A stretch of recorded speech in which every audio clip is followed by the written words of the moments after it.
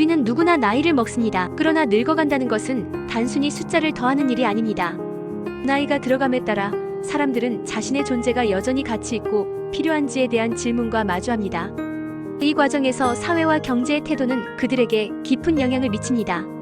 나이가 들수록 사회와 경제가 우리를 어떻게 대하느냐에 따라 그 여정은 극적으로 달라질 수 있습니다. 한국 사회가 고령화 시대에 접어들며 노년층의 고용 문제는 단지 경제적 문제가 아니라 인간적인 문제로 다가오고 있습니다. 2022년 한국노동연구원이 발표한 보고서에 따르면 정년퇴직자의 61.5%는 퇴직 후에도 구직 활동을 하고 있으며 새 일자리 취업까지 평균 15.6개월이 걸리는 것으로 나타났습니다.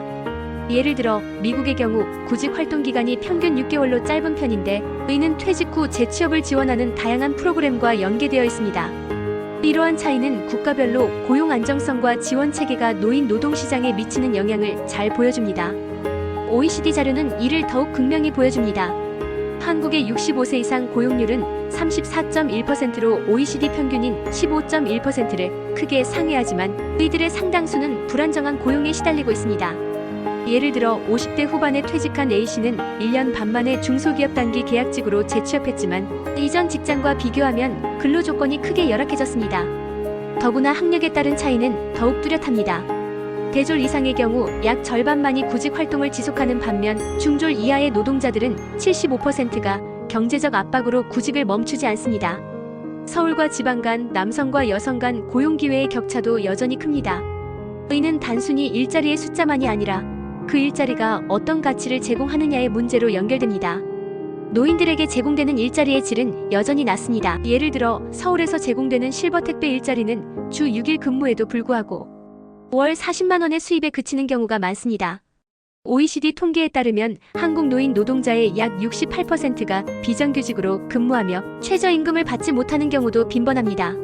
이러한 조건은 생계를 유지하기 어렵게 하며 근로 환경 역시 신체적, 정신적 부담을 가중시키는 경우가 많습니다.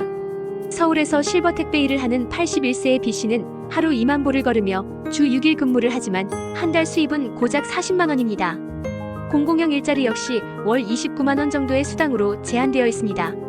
이러한 일자리는 생계를 유지하는 데 턱없이 부족하며 종종 노인들에게 신체적, 정신적 부담을 가중시키고 있습니다. OECD 조사에 따르면 한국의 노인 근로자 중 약 68%가 비정규직 형태로 일하고 있으며 상당수는 최저임금조차 받지 못합니다. 이러한 환경에서 노년층은 단순히 생존을 위해 일할 뿐 그 과정에서 존엄성을 느낄 기회는 거의 없습니다. 일본은 2013년부터 65세까지의 고용 의무화를 도입하며 고령자 고용 문제에 있어 선구적인 역할을 해왔습니다. 일본은 정년 이후에도 노동자가 원하면 동일 기업에서 계약직 형태로 재고용하도록 법적으로 보장하고 있습니다. 이를 통해 60에서 64세 고용률이 73%에 달했으나 계약직 전환으로 인해 평균 임금이 63.8%까지 감소했습니다. 한국은 이러한 제도를 참고해 고용률뿐 아니라 노동 조건의 질을 함께 고려하는 정책 설계가 필요합니다. 일본의 60에서 64세 고용률은 73%로 한국보다 20%포인트 이상 높습니다. 그러나 계약직 재고용과 임금 삭감으로 인한 불안정한 노동 환경이 지속적인 논란을 일으키고 있습니다.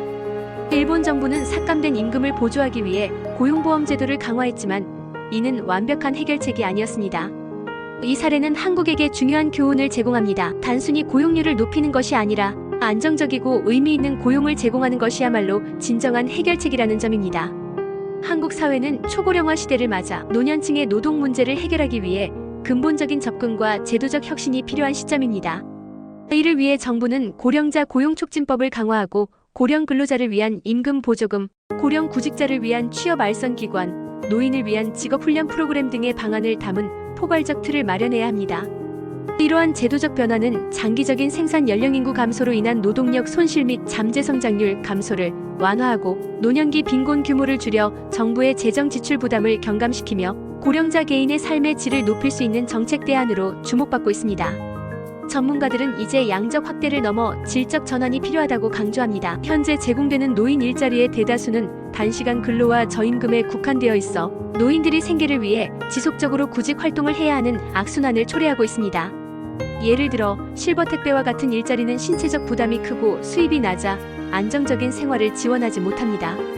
따라서 더 많은 선택지와 안정된 근로 환경을 제공하는 것이 필수적입니다.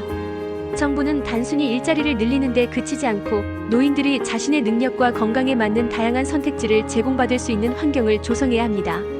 예를 들어 일본의 사례를 참고하여 고용보험을 통해 임금을 일정 부분 보조하거나 정년 이후 지속적인 고용을 보장하는 법적 기반을 마련할 수 있습니다. 이러한 제도적 변화는 단지 노인들의 생계를 지원하는 것을 넘어 그들에게 일의 보람과 존엄성을 회복시켜줄 수 있습니다. 알랭트 보통이 언급했듯 일은 우리 존재의 증거이며 삶의 의미를 찾는 중요한 도구입니다. 이제 한국 사회는 노년층이 단지 생존을 위해 일하는 것을 넘어 사회의 존중과 기여를 느낄 수 있는 고용 환경을 만들어야 할 때입니다. 전문가들은 이제 양적 확대를 넘어 질적 전환이 필요하다고 강조합니다. 현재 제공되는 노인 일자리의 대다수는 단시간 근로와 저임금에 국한되어 있어 노인들이 생계를 위해 지속적으로 구직 활동을 해야 하는 악순환을 초래하고 있습니다. 예를 들어 실버 택배와 같은 일자리는 신체적 부담이 크고 수입이 낮아 안정적인 생활을 지원하지 못합니다. 따라서 더 많은 선택지와 안정된 근로 환경을 제공하는 것이 필수적입니다. 정부는 단순히 일자리를 늘리는 데 그치지 않고 노인들이 자신의 능력과 건강에 맞는 다양한 선택지를 제공받을 수 있는 환경을 조성해야 합니다. 예를 들어 일본의 사례를 참고하여 고용보험을 통해 임금을 일정 부분 보조하거나 정년 이후 지속적인 고용을 보장하는 법적 기반을 마련할 수 있습니다.